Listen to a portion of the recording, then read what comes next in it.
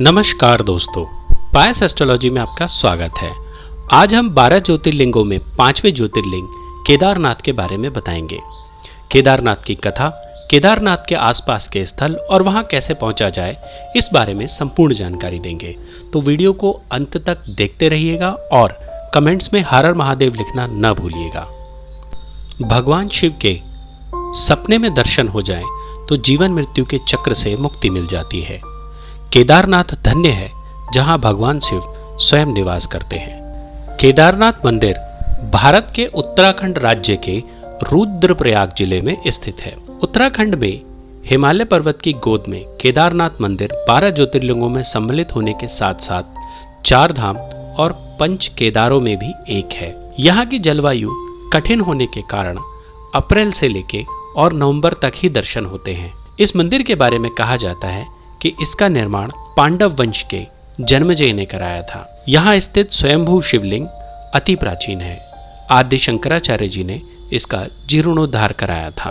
आपको जानकारी होगी कि जून 2013 में बहुत भयंकर बाढ़ आई थी, जिसमें केदारनाथ धाम बहुत प्रभावित हुआ था। मंदिर की दीवारें गिर गई थी और बाढ़ में सब कुछ बह गया था, परंतु भगवान शिव जहाँ स्थित हैं वह स्थान सुरक्षित था और सदियों पुराना गुंबद भी सुरक्षित था। चलिए हम कथा के बारे में बात करते हैं। तो पहली कथा कुछ इस प्रकार है।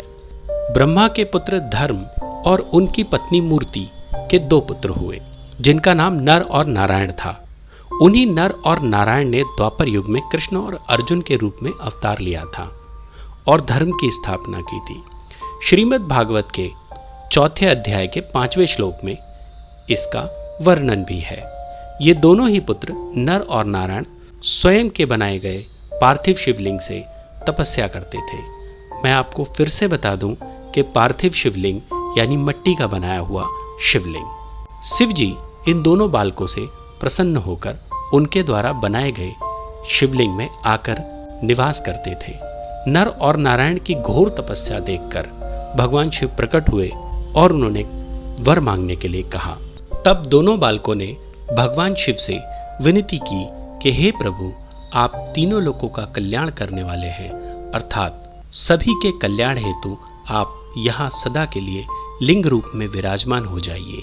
आज उस स्थान पर शिव जी साक्षात विराजमान हैं। वहाँ पर 2 पहाड़ भी हैं जिनका नाम नर और नारायण है।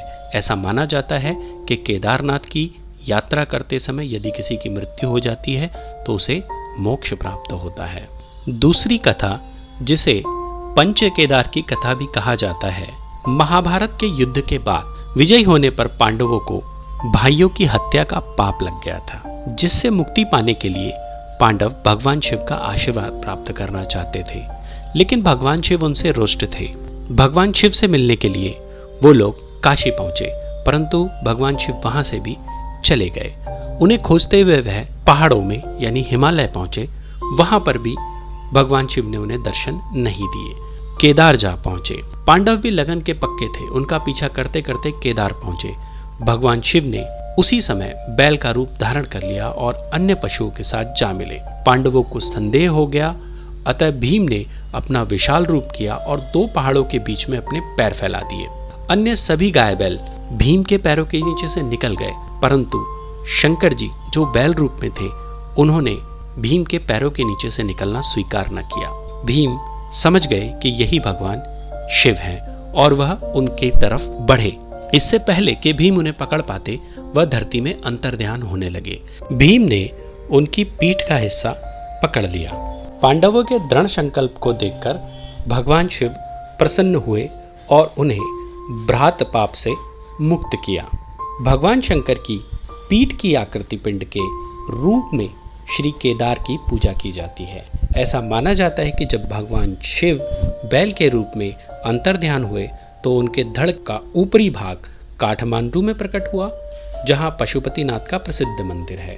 उनकी भुजाएं तुंगनाथ में, मुख रुद्रनाथ में और नाभि महेश्वर में तथा जटाएं कल्पेश्वर में प्रकट हुई। इसलिए इन चारों स्थानों सहित श्री केदारनाथ को पंच केदार कहा जाता है।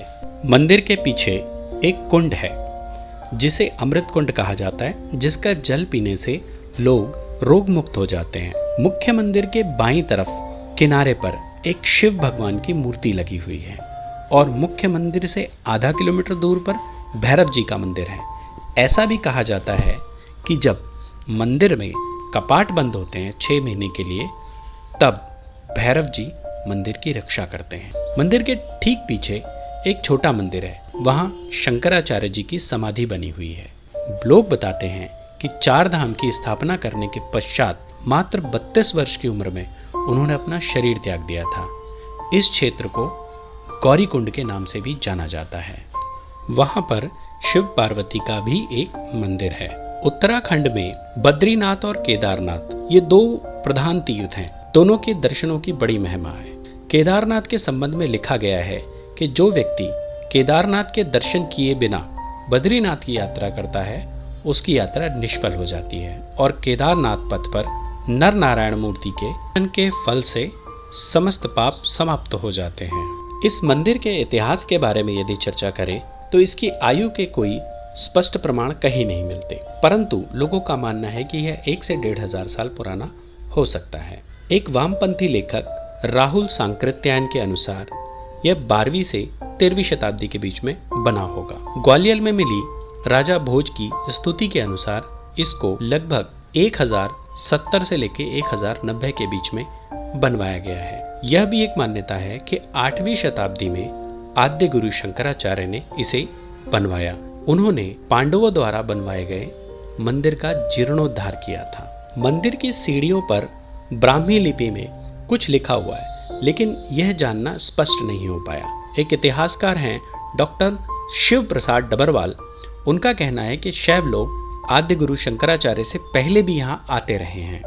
मंदिर का वास्तुशिल्प, यह मंदिर एक 6 फीट ऊंचे चबूतरे पर बना हुआ है। मंदिर के मुख्य भाग मंडप और गर्भगृह के चारों ओर परिक्रमा पथ है। लोग वहां परिक्रमा लगाते हैं। प्रांगण में नंदी बैल भगवान शिव के वाहन विराजमान है।